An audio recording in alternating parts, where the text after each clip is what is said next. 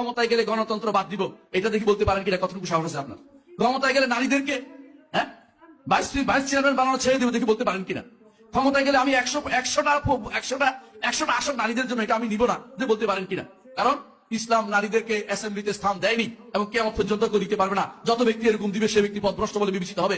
আপনারা যারা আজ ক্ষমতায় যাওয়ার জন্য ব্যস্ত হয়ে পড়েছেন, আমাকে মাফ করবেন বলতে বাধ্য হচ্ছি, অনেকেই সেই গ্রন্থগুলির নামও জানেন না, পড়া তো দূরের কথা।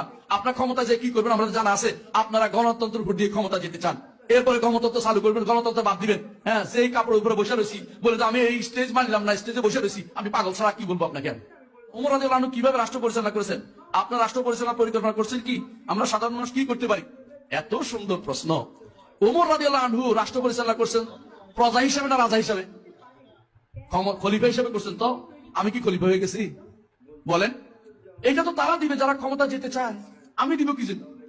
একটা বিরাট গোষ্ঠী ক্ষমতা যাওয়ার জন্য ব্যস্ত হয়ে পড়ছে, সারাদিন ঘুরে বেড়ায়, বিভিন্ন রকমের তথ্য দিয়ে বেড়ায়, এটা করলে আপনি ক্ষমতা যাবো, আমার ভোট দিবেন, আমার ঘুরে বেড়াচ্ছে। ওদেরকে একটু বলেন না দয়া করে, আপনি ক্ষমতা গেলে কি কি করবেন একটু বলেন না দেখি, আমরা এটা শুনতে চাই।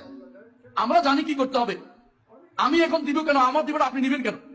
আমাদের কি করতে হবে না করতে ওমর রাদিয়াল্লাহু আনহু তো বলেই গেছে। আমাদের তো আর নতুন করে দেওয়ার থিওরি কিছু নাই।